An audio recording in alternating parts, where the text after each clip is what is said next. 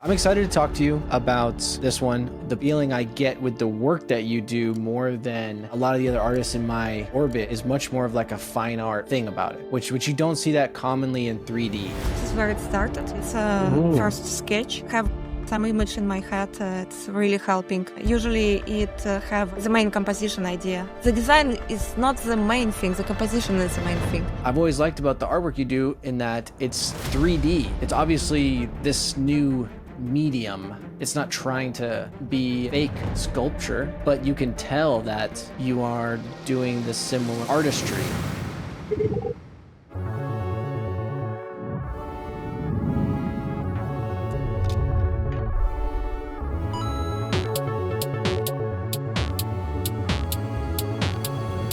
Hello and welcome to Pixel Peeps, a show where we take a closer look at some of today's best digital artwork along with the artists that create them. Today, we're speaking with Maria Panfilova, who's an amazing 3D modeler and sculptor. She's been in the games and collectible industry for over 12 years. She's done work with huge clients like Blur, Netflix, Sony Pictures, and then studios like Queen and Sideshow Collectibles. She has kind of a big amount of collectibles now that she's made that you can get. And she's an artist that I think shares a lot more in common with classical sculptures and statues and things like that than maybe a typical digital artist. So it was fun to talk to her. Before we jump into the conversation with Maria, I want to say today's episode is sponsored by Gnomon Workshop. So I don't do a lot of sponsorships. I only do things that I think make a lot of sense for the channel and for you guys and things I personally believe in. When Gnomon reached out to sponsor episodes like this, I thought it's a no-brainer. If you watch these sort of things, I am sure you know what Gnomon Workshop is. If you don't, check it out. You're going to love it. I mean, Gnomon Workshop is a repository of online workshops recorded of some of the industry's best artists. So it's right down the alley of what we're talking about here. Hundreds or thousands really of workshops created by some of the best people. I am a paying member and have been for years. So this is something that I actually use and believe in. You can see here like too, some of their recent one I was checking out is animating stylized attacks in Maya. I thought I could use this on my Spider-Man project. You get to watch tutorials from actual seasoned pros. They create a little workshop or tutorial. So it's like really high-end tutorial repository from real pros. And it's not just like, you can do modern things like Houdini. You can also look into highbrow artsy stuff like composition and get some lessons about composition. I mean, check this out, dude. Thumbnail sketching from Sid Mead. Guys, a legend, dude. There's legends on here. So it's a no-brainer if you're not already a member. So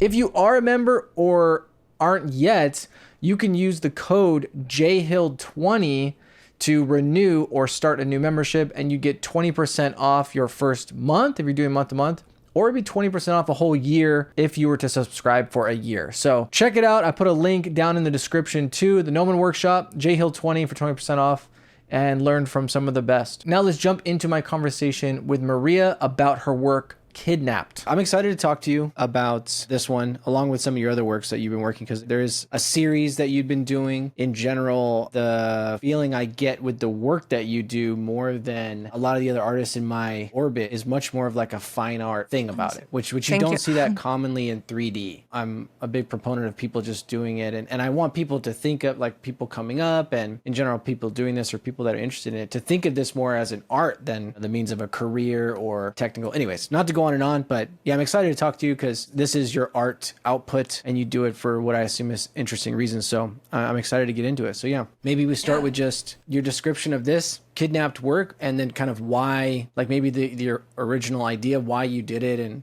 how you committed to this particular artwork project. Are any of these drawings yours? Yeah, this is where it started. It's a first sketch. I like to start with a sketch and have some image in my head. It's really helping. Usually it have the main composition idea. Here it's quite obvious one. It's a triangle shape, how he is sitting and his arm going to the leg, she's like inside. I saw some similar work of other artists when first character is main thing, is a focus, and second character is a background, and they have high contrast. Like girls very light and a second character is dark. So I've seen some examples. I like this one. She's lying covered with dragon. And yeah, there is some inspiration from, it's repeating. I see it sometimes like this contrast between very light skin and everything else. Storytelling idea is obviously he kidnapped her.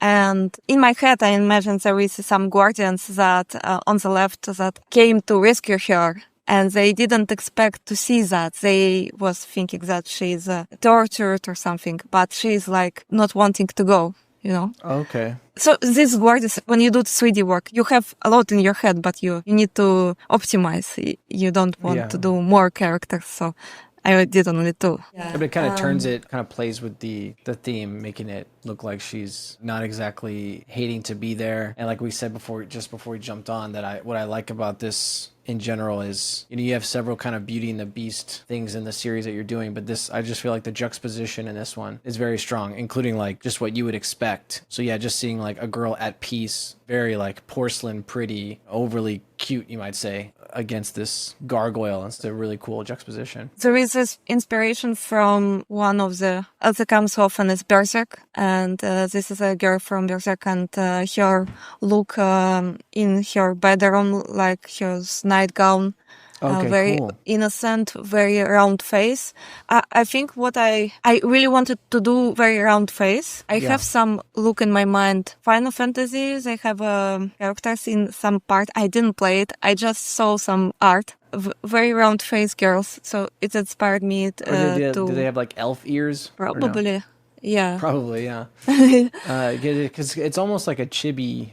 Yeah, exactly what I was thinking. So, but I don't know the name of this stuff. Yeah, Lalafell, I guess. See that word right there? Lalafell. I like the maybe even like more roundness than realistic face, more childness and some innocence in it. Inspirations, combination of these two. It's a lot more like anime almost, for you especially, right? The most anime of your characters. Yeah, in each case I decide, do I want more anime or less? Sometimes in each work I decide, do I want to work more on a portrait or design or portrait, or it matters less maybe, and then maybe I go more to anime because anime is a simplification. In this case I decided let it be more anime. That's cool. I mean, yeah, like I said, I think it adds to the overall juxtaposition, which I think is the eye-catching about this one. When you did commit to doing the project, was there something in particular that you wanted to achieve, or, you know, what was the main motivation? Was it, are you exploring like the idea or the style or the workflow? What was the most interesting thing about it that you thought, yeah, I want to make this? Because, you know, it's usually a big time and energy investment to make a project. So I was curious about it before you started. You're right about investment, especially with 3D work. You know, a good character with everything. It's a lot of time. It can be months of work, and if you do it in a free time, it stretches even more. So I think a lot of what I do with style is optimizing time for work. It's a lot of practical decisions. Usually I aim to do it more sketchy, to do it faster. So I don't want to treat it as very high detailed collectible, because if I go this way, it will take a long time. Yeah. So yeah, usually I try to optimize and see at what minimum level it looks good.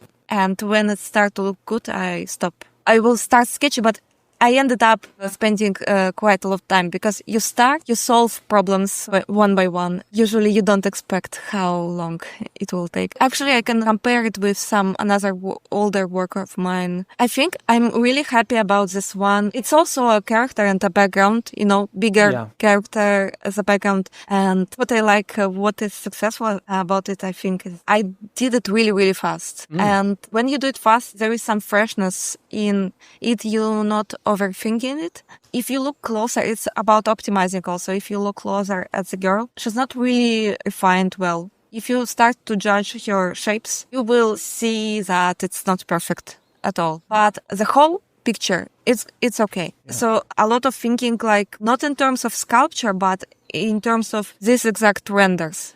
Does it look good on this render? Is it good enough? So yeah, it's a part of optimizing, I think. Okay. How long did this work take? And then how long did the kidnap work take? Probably more than a week of clear time. but maybe less than 2 weeks, something around that. The freshness is really good for me because I managed to do more, maybe some random things that works when I do it quick. And you can see it's much more refined in the end.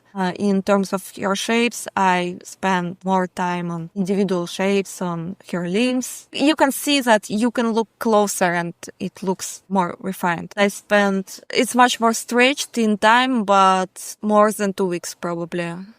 Maybe 3 weeks or something like that. Okay, still short, but you're talking about all overall work, hours spent on it, but it is over a long period of time. I think you mentioned that you come back to this one to render it. In your description, it sounded like you put this work down and then picked it back up later. Yeah, I have a whole bunch of tryings of renders in my PRF, and I was this one. When I like the photo of this monitor. It adds. Yeah. It was the very first render, and when I did this render, I thought, it's good. I like it. It's about randomness, that you don't expect exact lighting when you first do render, and you don't see the final compositions until you start render testing. You kind of see composition on ZBrush, but you don't really see it fully until you start render. Yeah. And with this one, I was really happy because contrast worked very well, and the concept of his background worked cool. And the photos also helps, making photos render helps with contrast. But then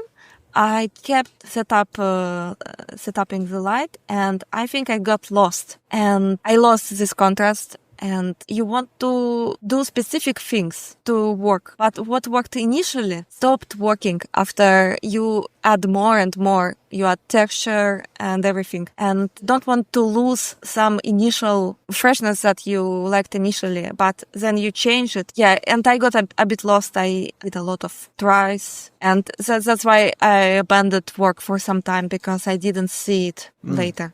With renders. So it just wasn't, you put it down because you thought you lost something. Oh, there's that dark one on the right that's kind of more devilish with the red, yeah. So you're trying different things and you just feel like you weren't improving the initial feeling or the graphic nature that you thought you had maybe early on, and so you put it down for a while? Yeah, and after a break, it helped me to refresh my mind and make another set of lighting again. Yeah, definitely. How important do you think it would be a factor? Like, just what do you think about the idea if, Maxon bought ZBrush? And for me, I was like, oh, great. Are they going to put Redshift in ZBrush? Because I would love to see my sculpts and stuff with actual shadows, because you always have to export your stuff into something, do a render like you were talking about, right? You're kind of sculpted in the dark a little bit. You don't even have what a sculptor would have like in real life right now, right? You don't have great shadows. Yeah. You can do a BPR render, but anyways, and then I always feel like you want to iterate, but it would be great to have that. Yeah, that's a problem, and like to export very early on, maybe to checks once in a while. And when you export as FBX, you export everything without decimation, without everything, just export, and render quick helps to in the middle. Yeah, and I'd love to talk about how you start a project like this. What kind of scene? Are you starting with like a sphere? Are you starting with a mannequin or a base mesh? How do you start your sculpts?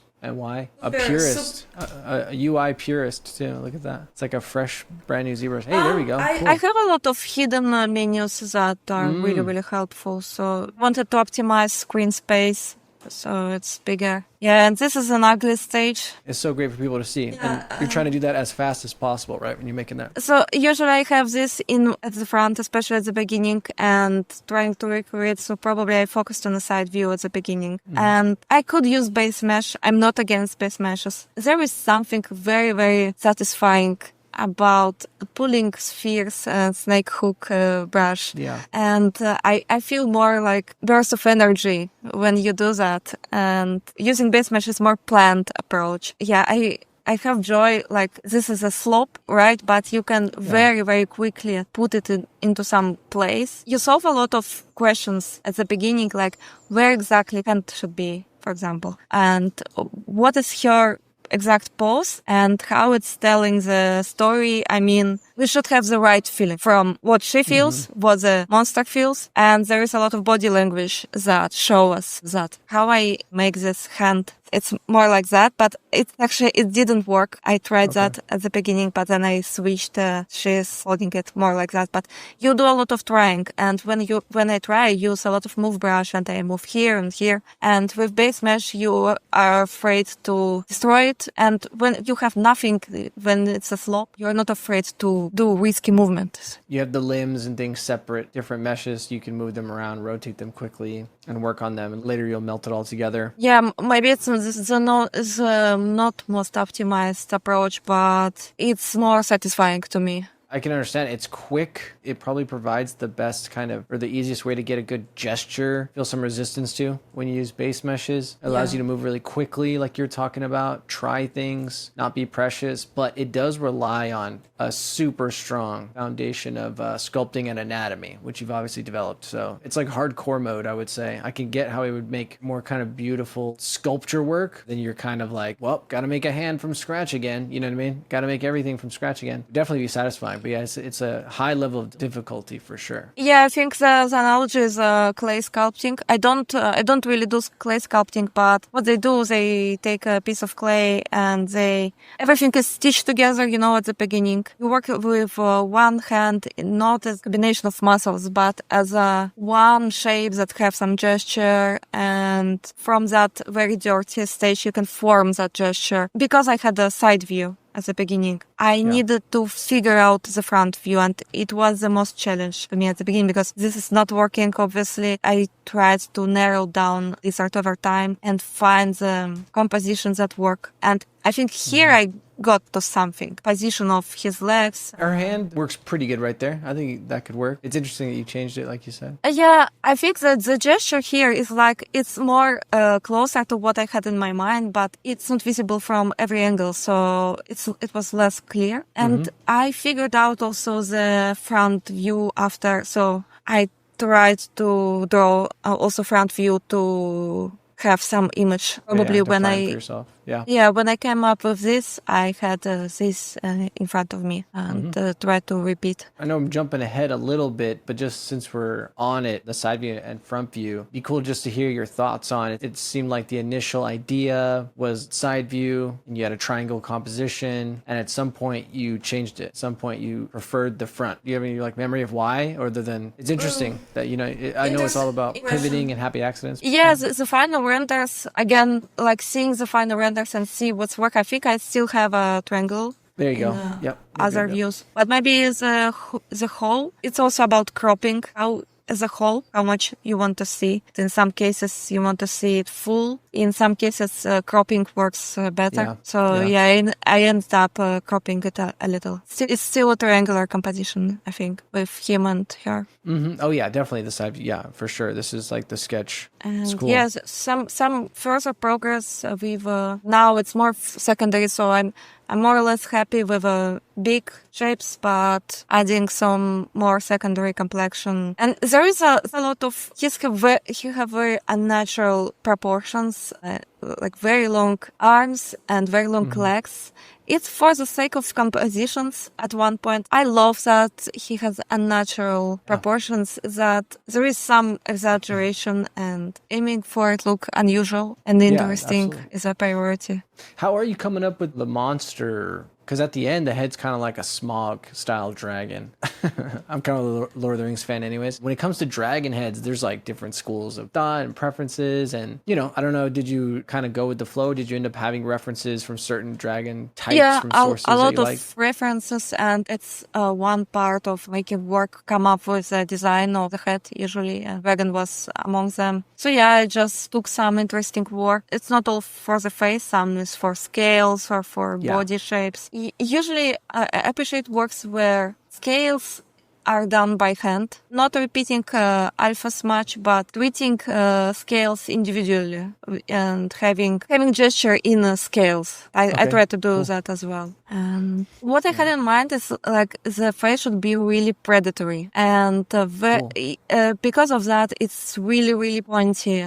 very, very sharp. And eyes forward, I suppose. Yeah, at some point I wasn't sure if it's a lizard, maybe it's a, I don't know, werewolf, but it ended up being a lizard. So very, very pointy, and on the silhouette it's working like really, really harshly, like very something very aggressive. And I say dragon, but it's really a monster, and I think it does a great job of suiting that kind of classical monster role. It doesn't evoke like a specific, it seems like a new kind of monster that works for this kind of story, if you know what I mean. Like it's an idea. I don't think it's exactly a dragon. I think it has a cool monster vibe about it. And when you're doing these iterations, how long are you spending? Is this like a night? Do you sit down and an hour or two kind of do an iteration like we're seeing here? It can be quite random. This night I work on a face, but maybe it didn't work and I switched to her, like switching all the time. So yeah, it's not like I'm focusing on one thing, finish it and go to the next one. It's always the whole picture, and then I move camera far and see if it's working, checking up against the side view, checking the silhouette of the details, if it's working.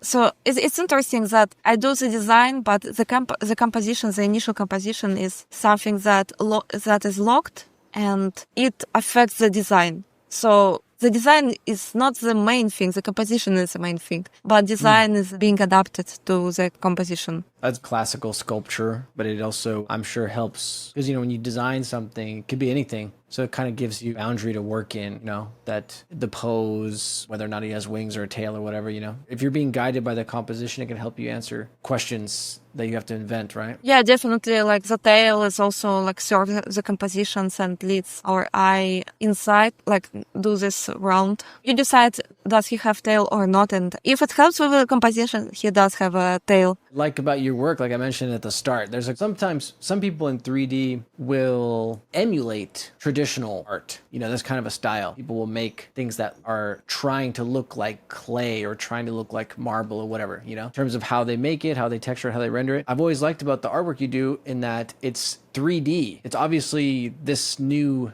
medium. It's not trying to be fake sculpture, but you can tell that you are doing this similar artistry about, like you said, composition, sculpting things from scratch, doing very limited texture and materials, lighting, rendering, composition. And you're doing like a fine art thing, but with this medium that I use. That's why I always appreciate it. It's so cool that someone's taking it seriously and letting that, they got into 3D. And anyways, that's how I've always felt about your work. So it's cool to hear you talk about it. It's a very sculptor's mindset, even though we're doing this 3D thing. I feel like it's like the next generation of that. And that's really cool. But it has a unique style about it that's uniquely 3D. I think that what affects a lot is always having some pose in mind, and I don't look at them as rigged characters. I think rigged characters like started from T-pose is like a Muppet. You put it in some place, but it's still a Muppet for me. And when you do pose, I think it's also like why I like working in collectibles, because they look at characters the same way. Like composition is the main one, as pose. Definitely. And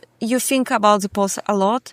Body language is the main focus when I work. Like I put it in a very high priority, like body language and pose. And that's why I probably like do a lot of Girls with Monsters, because there's always some interaction and some action between storytelling. It's like you can tell a story with two characters. It could be a fight, for example, is another dynamic between two characters. But between male and female character, it's more subtle, not like something very harsh, but it's little signs, like how she holds her hand, and like it can matter a lot. Just the subject matter too is ripe with so many fun things to do. And if you want to just keep doing this series too, I think like you could put all your work together in a book and just call it Girls and Monsters, and it would crush. It's a fun mashup, those two things. So they're like the opposite. And having them interact. There's a million different stories. You can tell what you're doing with the works that you do. Yeah, it's fun. Girls and Monsters. Who doesn't love Girls and Monsters? Actually, there is an Instagram page. It's called Monsters Holding Bitches. Oh, cool. Is it just sourcing all the different work? Yeah, I think it discovers a lot of really, really old. It's a very old trope. It's a lot of as old as time. Yeah, a lot of that in horror movies, in fantasy, but old school fantasy, you know, Pulp Fiction. Frazetta comes to mind, but even like old Norse stuff, I bet, you know, I wouldn't be surprised. I don't know, like if Beowulf had it, but I wouldn't be surprised. You know what I mean? If some old mythology had it. Yeah, I think it's everywhere, and there is a lot to explore in that trope, and it's very like huge. I'm not the first who got inspired of like a lot of people like paying attention to that story trope. So yeah, and it's very rich and a lot of to discover. I mean, again, that's right. I mean, you can do so many different things that people have never even seen before. I mean, yeah, there's just so many different like permutations of it. I see an example from anime, manga, like Berserk, my inspiration. They have a lot of that. A lot of stuff that I consume, like they have that, definitely. Well, okay, so about the sculpting, are we looking at the finished one here, and how do you know if something is done? You know, the art's never finished, we just abandon it. You know, you're trying to be fast. I can tell you're conscious of that. You're trying to limit yourself and move quickly to not overthink, overwork things. That's a tricky thing, and obviously you got a lot of experience doing it. Any rules of thumb or anything you do to just put the pen down and be like, all right, we're moving on? I think a lot of that is doing start test renders and looking at the render is from Substance, I guess. At some point, I'm not sure if it's done yet, but I already move it to Substance and to Maya and see if it works. And if it doesn't, I go back.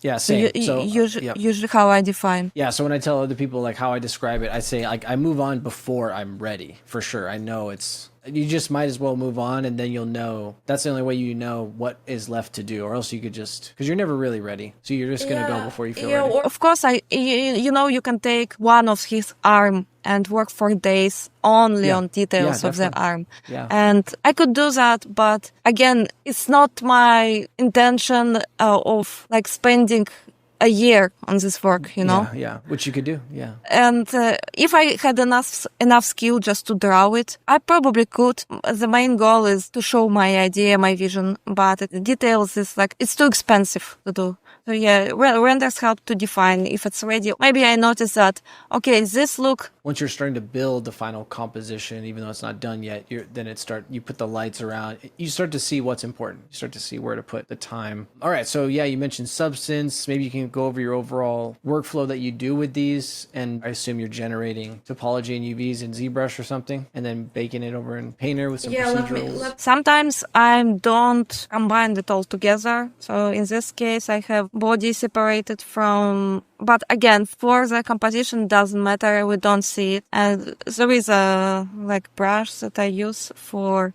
Substance's opening. Sorry. I see you got the Steam sale a long time ago. It's still treating you well, huh? They're still selling Substance on Steam, I think. That's cheaper, at least it used to be cheaper. So there's a brush Z project, and usually I go like and project it to the body so they look like it's the same subtool. And these have its own UVs, I believe. So one UDIM is this one. Yeah, so you're actually kind of splitting the model to make your UDIMs. I can split the subtool to more UDIMs, but sometimes it's easier to like one subtool, one UDIM. It's perfect situation. It's easier because, I mean, correct me if I'm wrong, but if you wanted to give one subtool two UDIMs, you'd have to export it out to Maya or something, do it and bring it back in. Regardless, I export because to put each UV to UDIMs, you need to export to Maya. I'm not sure if you can do it in Yeah, so you're actually packing it as one. Oh, yeah, okay, good. And then you get to texture everything at once. Of course, that makes sense. So you are exporting it. It goes to Maya in any case. You still bring it back into ZBrush at some point so that you can iterate, like you can refine, but it's, you know, the UVs are done, and so does that make sense? You're bringing it back into ZBrush with the new UV layout. If topology is the same, it's no problem. Yeah.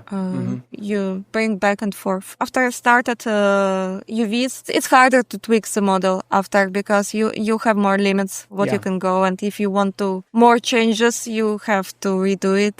You can still push and pull and sculpt, right? I assume you're doing that. Like if you're going to refine the hand. Like, I still do, but sometimes I stumble on limits. Like I already mapped it. I don't want to redo it again. That's the cost of starting to render earlier. The time spent on back and forth is also like quite costly. You can say it's like the amount of textures is I don't know, 10 or something like that. It goes to substance. I can do them really small, like some of them is 1,000 pixels, like eyes. They all have UDIMs, but in substance, some of them I combine to single material, single setup. Some are separate because it doesn't make any sense.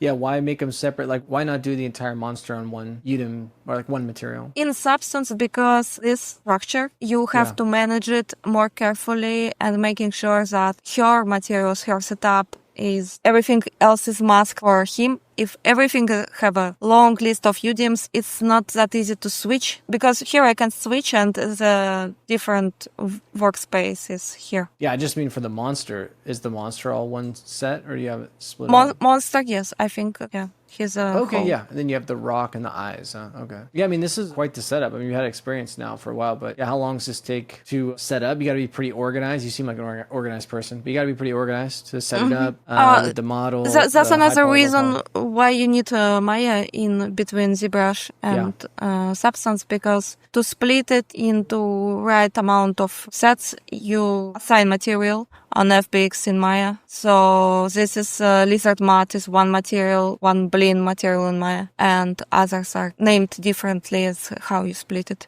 Are you doing naming for baking, you know, like we do in games? You're doing high poly, low poly mesh naming for masking or just baking? Okay, baking. So I bake normal map, only normal map in ZBrush. Normal map that is in ZBrush, not baking from high poly to low poly like in games. So it's just a raw normal map from ZBrush, 4K or 8K. I usually have this folder that in the project called normal, and there is all maps, and I put it inside Substance. So the only map I bake outside is normal. And then you can bake from every other map, you can bake from normal map. So all this map, they generated without high poly. They only use normal map. You never bring the high poly into the Substance. No, I don't. Cool. I don't see any reason to do that because all we need from baked maps, we don't use it on the final render. We only use it for texture. And you get actual ambient occlusion in your renders anyway because it's like an unbiased render, offline render and everything. Yeah, when you do it for an engine, I know you work a lot with engine. Like the mindset is different. You're more attentive about maps, I guess. And my background is a lot on cinematics, so. I'm more attracted to pipeline of pre-rendered stuff. Me too. It looks nicer. Yeah, it looks nicer, and they usually use displacement. It's the only thing that I don't go for because you can just render high poly or decimated model. Do you do that?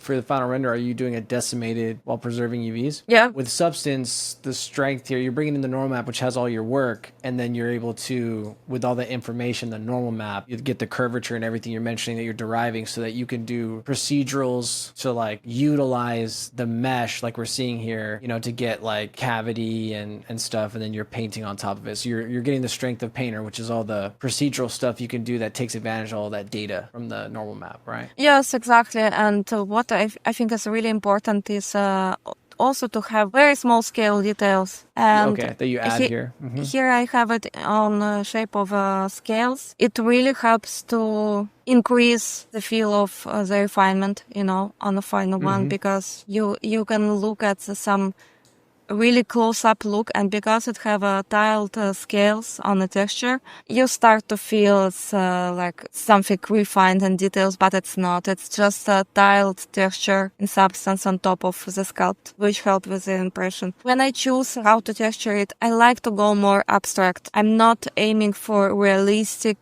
texturing, but it's both. For example, it have a very strong cavity. If I do realistic asset, I probably wouldn't go such strong, but sometimes I just trying something abstract and it works and I keep it. And it can be something, sometimes I go to some crazy decisions that are not making sense in terms of realism. try to avoid feels that it's just generic 3D work in terms of like you see it and you say, oh, it's a 3D work. I like when people maybe tricked sometimes and thinking maybe it's a drawing, maybe it's a photo, but not a real people, but figure. Like a statuette or something. Yeah, instead of even, you say abstract, I kind of feel like impressionistic would be the word I would use. That's how I feel about the texturing and stuff. It's similar to like some of those fantasy works we were talking about where the artist is not trying to do realism, but brushstrokes and colors are evoking things. But again, that's what's cool about the work that you do. It's utilizing the medium that we're in and playing around with it to make something that's not exactly a replica of some other art form, which is really cool and fun about it. Yeah, it's not the best example to show because it's this one is less abstract in my opinion. It's more like more classic, but yeah, sometimes it's just very natural colors. With here it's I think closer because how do you texture sculpted hair? It's also very abstract choice, and I choose this warm color for ambient occlusion, but I could also choose some opposite color. For example, with this work, I randomly chosen some unnatural yellow color for ambient occlusion, and I thought, oh, it looks cool. I'm keeping that. So yeah, some more abstraction is what I like to do when intentionally. And again, the dress is also like, it's not supposed to be dirt. The color of the dress is plain white usually. But when painters do paint figures, they always add this because they want shadow be somewhat colorful, and they intentionally add this color to it's do like that. The washes they might do on a figure, like the eyes. Like she's very painted. You have soft airbrush almost right, and the nose and the cheeks, and the way the lips and the eyes don't have a hard edge on the painting. The iris. Yeah, is soft. that's interesting. I could do that realistic again texture of the eyes, but I'm not sure if it's fitting. Because the more you bring realistic textures, it can interfere with the perception. So sometimes I go for like just do simple, just don't make it more 3D. That's what I like about it. But I'm gonna try to ask a question. It might be weird. Yeah, so you're doing these quickly. How you speak about it and how you're doing things seems very analytical. But there's these choices that are not analytical. Just artistic choices. You're just like, I like this. Boom, I'm doing this. I don't know if this makes sense, but like I'm just trying to ask because a lot of novices, especially with art, get tangled up. They get caught up with overthinking things and being analytical. And it can be kind of the hardest, trickiest thing to do, which is to just do things because you like them and there's not a good reason. There's not an external reason for it. It's not analytical. It's intuitive or something. So I'm just wondering, is there a lot of intuition happening here, or are you all analytical all the time? Are you thinking about that? There's definitely space for randomness. I love when happy accidents happens, but it's also analytical because I had some painters, some reference how people paint figures in real life. I more like to reference real painters that painted figures rather than texture artists, for reference. I see how they push colors, how they maybe do stronger, and how soft cold. it is, the colors. You're asking, there is some intuition in it, but a lot of references also. But I just don't go, I try to go to different places for reference than most people go. Very cool examples, a lot of it from traditional sculptures, and I especially love when it's more abstract, as I said, but there's a lot of going on. It's not a plain color, it's a lot of variations, and what I like to do in Substance as well. Like what I think is really well for showing a sculpture, not too much color contrast, but instead variation of similar color. There is a lot of examples that I can show. I can see that now when you mention it now on your board, how you have that. It's from previous work, and with this one, Abduction, sorry that I'm jumping back and forth. I was looking for color as well, how to color them, and I think too much color distracted from the sculpt too much, and I was making it more and more subtle over iterations. Even this was not subtle enough.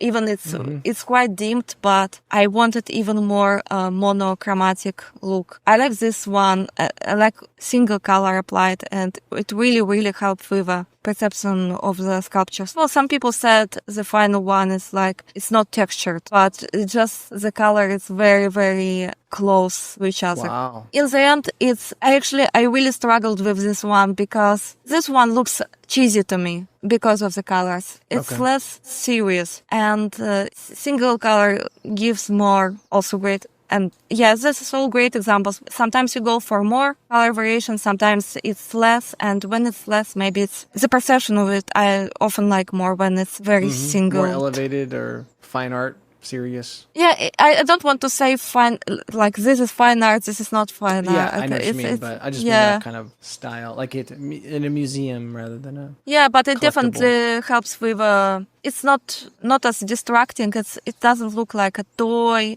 that somebody, but this one is good because, yes, there is a variation of colors, but imagine like she would have very bright clothing. It would be distracting to the piece. I love this artist too, by the way. I have his book. Yeah, very beautiful.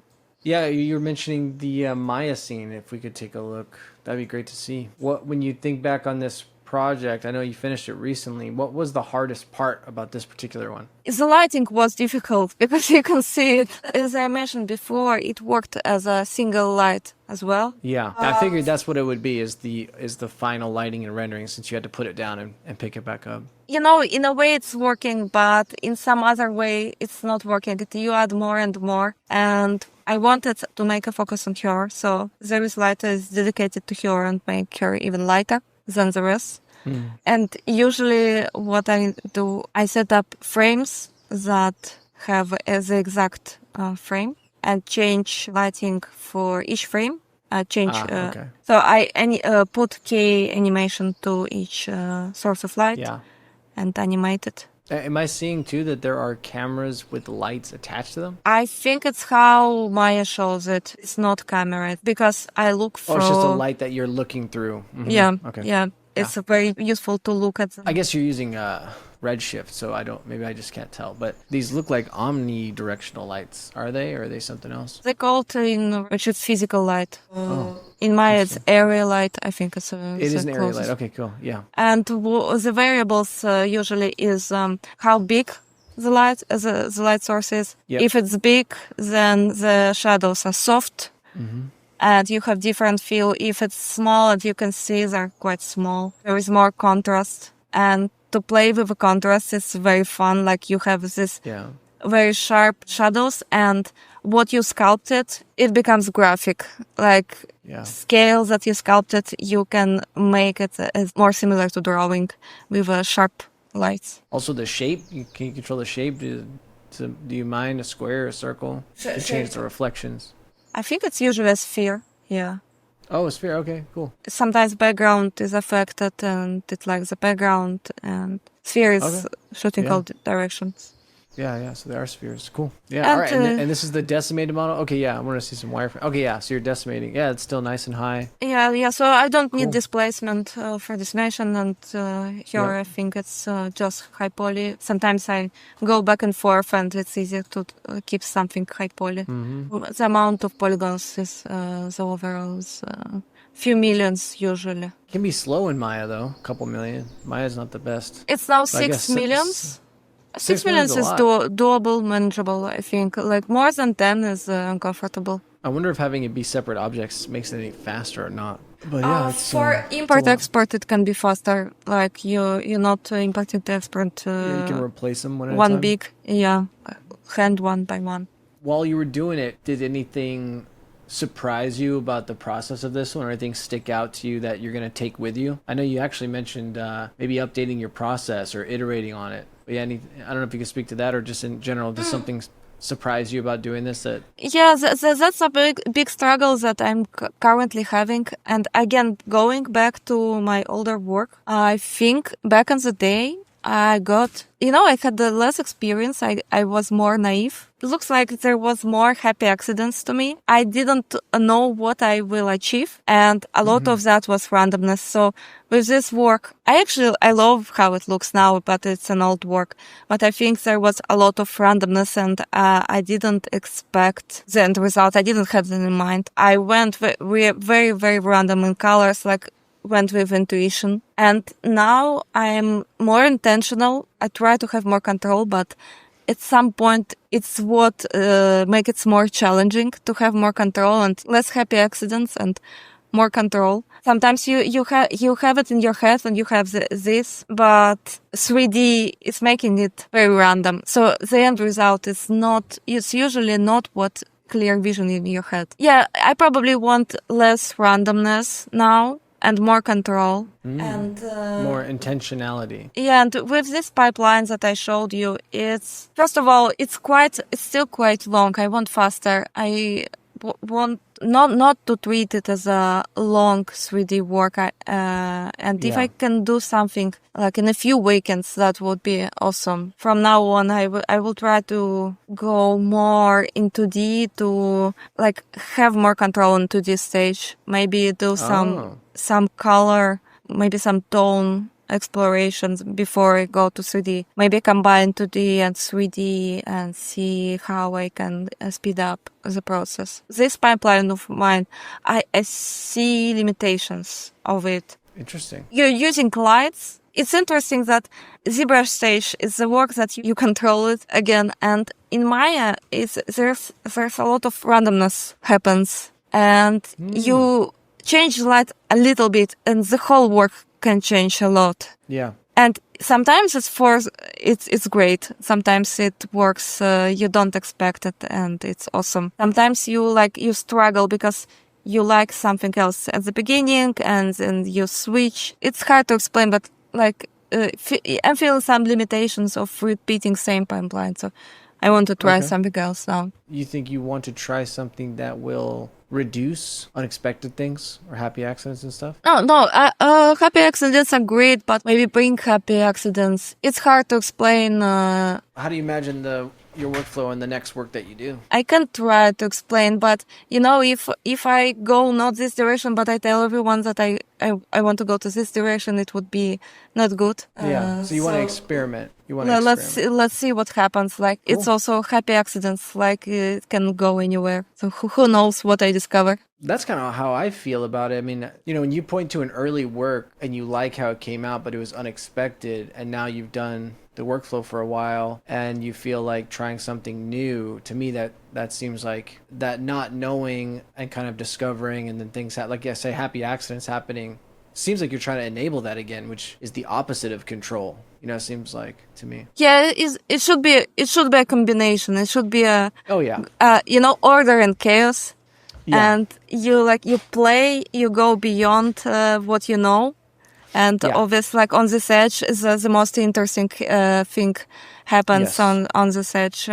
But too much chaos is not good. So it's always some cool balance in between. So you're feeling that urge to shake it up, and you also, it seems like then in your own work, you're keeping yourself a little bit uncomfortable. I think that's the whole point. When you do personal work, you don't want just to repeat it. It will be just boring to do what you do at work. It's interesting when I remember people complimented me on I like how you do animals. And I was thinking, okay, how about human? You complimented animals, but humans are not good. And I decided to switch. I now want to do more uncomfortable and, always switch. I'm in peace, I like how it's going, and then need to switch because, you need to go further. Yeah, I mean, that mindset will definitely, that's how you improve. I mean, more and more.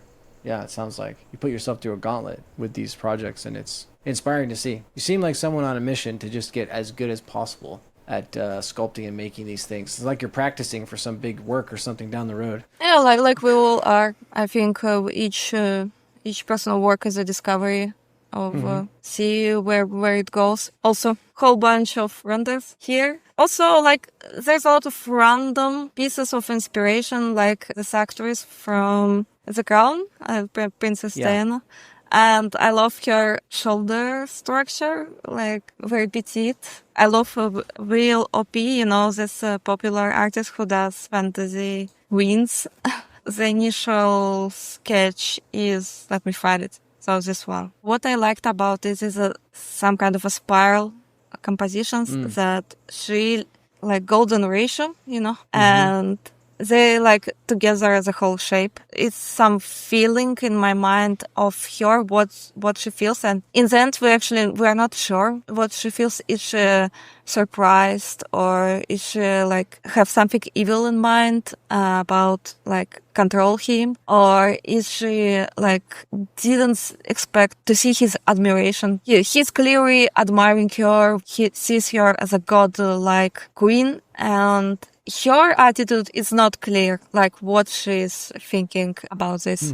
We don't know. So that was the initial, and same with kidnapped can go through stages. And so early on, you are aware of kind of the affectation you're going to try and communicate with her, because I think keep her feelings ambiguous is an interesting choice and a difficult one to portray. Yeah, it's good when there is a room for interpretation. Different people can see it, can project their own thoughts. It's actually, now I'm thinking about it, it's kind of another way to describe your work is that, at least in some of the ones we looked at, is like really strong and bold imagery of what's happening. Big, huge, scary monsters and stuff with girls in dresses and stuff. So very big on that hand. But then the emotions and expressions are very subtle. Like their faces, but then the way like the hand is touching the arm, or this monster is, delicately touching her fingers. So again, that contrast I think is so interesting in your work. Yeah, so you have this extreme subtlety, trying to make an expression that is ambiguous on these images that are so bold. That's cool. Again, like unlike action between like fighters with feminine figures, it's usually more subtle. There are some signals. They're more interesting where they are less clear. Very early stage again. Again, having in front of me this initial sketch. And go with it. There is a lot of search again. There's a main look, but it have to work from different angles, and it was very challenging to actually for this work to look good enough from the back view, from this look. What was challenging to put her slouch pose for women is quite challenging because it's not always very attractive pose. Because she's slouching, sometimes it is considered not attractive. You need to find a way to make it attractive, like make a nice curve from every angle. There was a lot of search of like how big he could be. Seems like you scaled him up at some point. I think later, yes, I reduced her size. You're making decisions of his design, her, and like you immediately have you start to perceive the sculpt yourself, looking at him, what feeling it gives to the whole work. If you have some other head design, it would work differently in terms of what's going on. I think he's at the same time aggressive but submissive. There is some detail like at the back, he have a lot of scars. So we can see that his life is not easy. He's doing some horrible job maybe for her, but he's very rough and can do some evil stuff, but to her he's very submissive and very like I'll do everything for you. Again, I think just so fun to play with the contrast. Maybe another question just about either this work or the kidnapped one. When you finish a work, like is there anything, I know you're just a few weeks out at this point of finishing these, like is there something when you look at them that you would do differently if you did it again? Yeah, of course. There are. It's choosing priorities, and it's more refined than some of my other works. But it's still, I don't see if you compare it with collectible pieces that I do for work, I make sure that it's because it's for printing, and I make sure that everything is very much refined. So it means like one piece of cloth, I can spend a day in it easy. Collectible stakes can take 3 months of work, and it's even without textures, but because it's 2 characters, pose, dynamic, sometimes base is very detailed. With personal works, it's always compromises because I cannot afford to do it on that level of refinement, and you go for compromise. I'm looking back and I think I actually liked some dynamic of Drapery more on the older one because cool. it was more unequal distribution, like more high density on one area and less density. I think a little bit lost it because I tried to refine it and make it more clean, to work on a render. It's always a struggle because on a gestural level, you have some very cool bits, but then it's not great overall. It have a lot of problems, right? You start to refine it, you lose something, then you go further and you try to get it back, what you had on the previous one. So yeah, it's a challenge. And in the end, it's a compromise, like not like done, not perfect, how they say. Yeah, there you go. Done, not perfect. Exactly. So that leads into I guess a couple more questions for you. One is this: when you say you can't afford to spend a long time, is that literal? Some people can, if it's a personal work, you could take 2 years on one personal work, but it seems like you feel a drive to get these things done and do more of them. Why is that? It's interesting that maybe this is the amount of confidence of that this piece is good, and if I believe 100% that like it's a masterpiece, maybe it's worth to spend 2 hours. Like I put my soul on it, and I believe that it's good and I can put more time. But usually I like to do and move on because I don't see it as a masterpiece. And I think that the next work will be better. And if I stuck too much on this work, then I delay the next work. And like the growth happens when you get everything you wanted from this work in terms of experience and exploration, and you use that experience and knowledge on the next work. But if you sit on it too much, you're delaying the next work, you're delaying that happening of progress. Yeah, interesting. I like you mentioned priorities before and kind of speaking to it now, and yeah, really interesting to hear that. I bet motivating for people where your priorities are and how you're like, I got what I need from it, I'm moving on. So yeah, here you can see how diffuse texture looks like, and that's the abstract thing that I added. It's a very strong ambient occlusion of solid color. Yeah, and a light color. It's like an inverse. Yeah, it's often inverse because like I tried it on render. I like how it looks, and I think I repeat this trick in different models, and it gives some inner shining of the work, some divine look in terms of less real, in terms of because if they just colored like normal people, I think it won't have the right effect. And the thing I said at the beginning that they're like united. Right? I wanted to keep that unity with the almost like same color for him and her. So it helped with the perception that they're the same shape together. So there was also always some information on roughness, like more variation. I see there's a lot more detail. Yeah, how I see it on Redshift. Like it's again not aiming to some realistic look, but just randomly pop up some effects. Yeah, I mean, especially on her. I mean, look at her arm and her skin and her back. I mean, it's not like skin at all. It's like stone or wood or something. Yeah, maybe some marble, porcelain, maybe one of Aria's renders I like. It's again a lot of test renders and like making this first render, and I see, do I like the perception of her face here? And it's usually altogether lighting, texturing model. You can light it differently, and she can be really naive, or she can be menacing, or she can be very positive character or dark character just by changing the lighting and texture. Maybe the model is the same, like the same subtle smile, but it can mean different things. And when I do test renders, like my big focus on her face, like what it messages. And again, happy accidents may happen, like there's something I can see and I like, but it's important also to keep it in further iterations. Yeah, I like this one because her face is in a bit shadow. Yeah, and the light is highlighting the kiss. Yeah, and a little shadow is hiding her, what she thinks, We can't read what's going on. Yeah, it's just interesting, fascinating really to see all the renders that are not picked by anybody, but seeing all the ones you're doing, you can tell you're searching for something. Sometimes maybe you're not sure what, but that feeling, that you had early on, and that's cool, right? Because there's a lot of people that would just all of them are quote unquote good enough, but you can tell you're going for something, and that's just fun to see. It's hard to end with something, picks one. Yeah. You can see here like this ambient occlusion effect that I put. I like how it looks. It just bringing something, some substance, some texture feel that works really cool.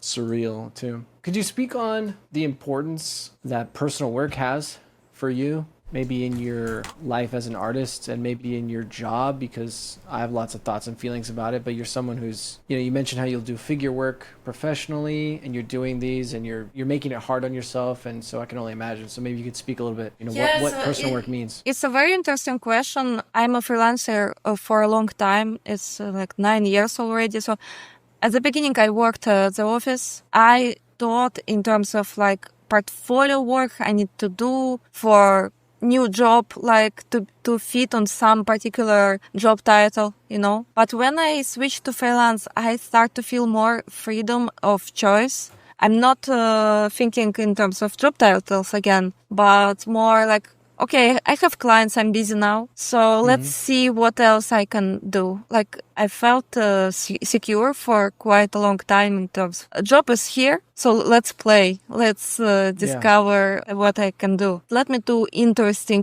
career path that I didn't expect, because I saw myself a 3D character modeler. Before that, it was just 3D modeler, and I didn't really expect that my personal work will affect clients that goes to me. It wasn't really the intention. The intention was to like just play and see what happens. Over time, like new kind of clients start to came. I didn't expect, and asking, can you do rough helps for us? We just want to discover, to search. We don't have a approved concept. We just want to see what you can come up with. And it's closer to be a concept artist. And now I'm in an interesting position in between fields. It's between collectibles. It can be movie industry, less so game dev. I think out of 3 it's happening less game dev jobs, but animation projects and collectibles is more. And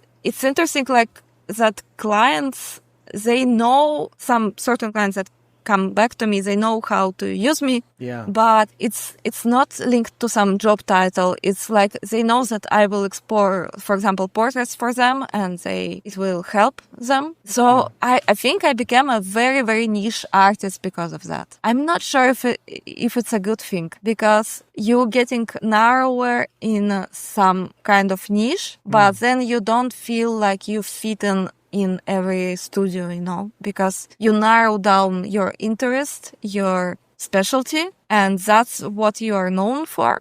Yeah. It's getting more like specialized artist. Yeah, I can see that. I mean, again, I could see both sides of it, because it's kind of in simple terms, because advice I give to people, because again, early on, people think, what should I put on my portfolio? And I think a mistake is that people like want to envision their portfolio and it's just things they think they should put in there. And I just try to say, hey, just be careful, because whatever you put in your portfolio, that's what you're going to be asked to do. Like, just make sure you make a portfolio of work that you'd be happy doing forever. That's true. And then someone like you I can see it as being like kind of the blessing, right? Is that you're doing work, as you mentioned, like for the right reasons, quote unquote. Like, you're just doing art you wanted to do because you wanted to do it and you're playing around, and then you become known for that. And now people are starting to message you based on that stuff they see, and they're going to ask you to do things similar to it. And now you're, hopefully, right, getting to be paid to do work more similar to what you were doing for free, which I think is the dream. But then maybe, as you say, there's two sides to that. But I do think that's interesting. I think being paid to do the work that you're doing is great for all these weird applications. Also, too, I just want to say, what do you think about the practicing component? Like, similar thing happened to me. Personal work leads to certain kinds of jobs, but also, just speaking for myself, once I started making a habit of doing personal work, it relieved me of having my day job, like me be so invested, if that makes sense, like tied, because your job, you can't control everything. If you're only doing art at work, which sometimes we can get into, people in the industry, things can go bad and it's not your control. If you're invested in it, you know what I mean? If you get self-satisfaction, or if you put your creative energy in there, anyways, you could become like heartbroken or affected in some way. So anyways, by doing a personal practice, I felt a lot more detached from the outcome at work, even though I'm still trying to do a good job, obviously, but like things don't bother me because I get all the control or creativity out. And then also early on, I used to feel, it just felt like very challenging to do the day job. Yeah, doing more personal work, like the stuff you're doing is a very high skill level, like making 2 figures in 2 weeks, designing, concepting, doing a hand from scratch in these complex positions, nuanced. I know you're not thinking of it that way. You're doing it again for the artistic reasons, but you're getting this repetitions and practice that are challenging. And then I can only imagine when you get these jobs, like doing the collectible you showed, you just have to have a lot more confidence than you would have, right? If you're not honing these skills all the time. Seems like you're just doing a lot of practicing, right? So that you're an extremely confident sculptor. I want to say, like, in terms of practice, I think I'm like picking the specific subjects for the work, comparing again commercial work like this one or maybe another one, like the ones that have a lot of stuff going on, like this one have a big hard surface hand that I spend a lot of time on this hand.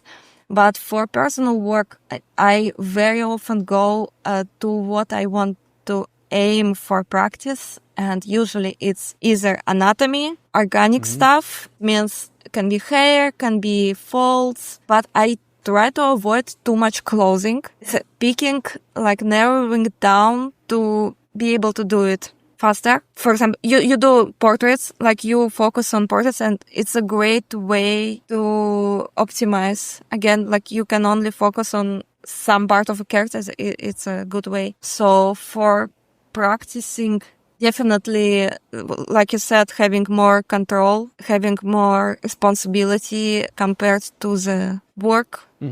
Yeah. From the beginning to the end, you own it. Yeah, I think everybody says that, like, how important is personal work for growth, for keeping your spark and not being burned out of work too much. I see that people having a hard time to find time to do personal work because it's usually weekends and you have life stuff and it's really, really challenging. It's another perk of freelance because sometimes I have that downtime in between projects and can focus a little bit more on the personal work. Definitely, I didn't expect that it would be that important for me. At the beginning, I treated it more as just doing portfolio, but maybe someone noticed me. It matters more now than I expected. I feel the same way. I feel that I like the analogy, like that we are craftsmen, usually for clients who hire us. We are the tools in their hands, and that's completely fine. But at the same time, we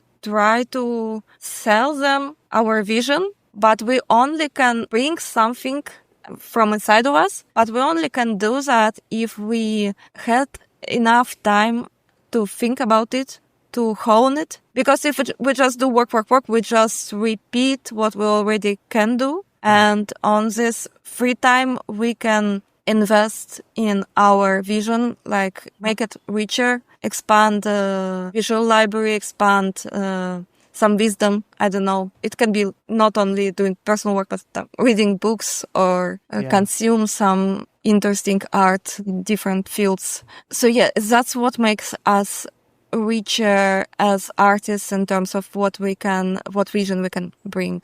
And in the end, I'm not focusing to do it just for myself and that's it. I want people to consume it in some format. Maybe they can print it as a collectible or something else. But to do that, in the end, there is some experimentation before, and that's personal work.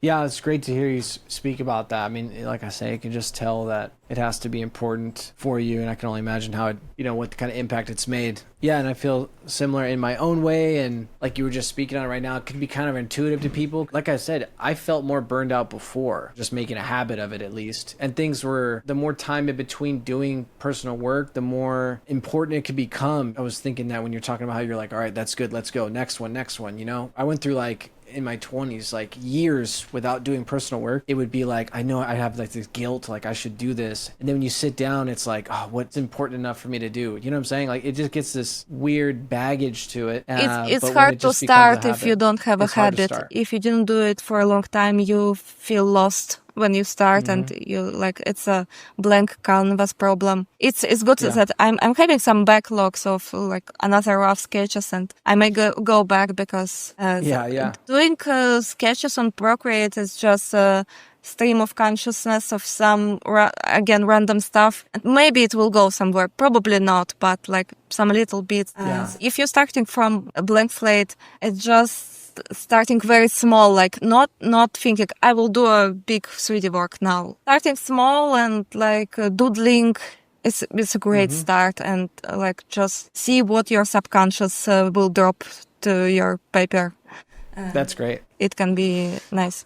Yeah, I have a long list now too. Like you're saying, a backlog. I have more ideas now than I will have time to do. So yeah, just wanted to highlight that for people because again, it's counterintuitive. I know we can have a lot of emotional baggage with this stuff, doing art and all that. But just wanted to say, yeah, when it comes to like the blank page problem, when it comes to a lack of confidence or understanding of anatomy stuff, how to start projects, how to finish projects, feeling like creatively fulfilled, having ownership over things, all this stuff got easier in doing a personal work habit to just maintain that every day or every few days. And it improved the professional work, you know? When you are hired to be someone else's hands, I found it to be easier, and then they or whoever you work for gets the benefit of the growth you've been doing in between. So anyways, all around good for the portfolio. So I just wanted to highlight that for people. I think you're a great person to speak about that. Personal work, highly recommended to everyone. Yeah, exactly. Co-signed. Maybe I'll wrap up with this question. If you could give yourself, your younger self, a piece of advice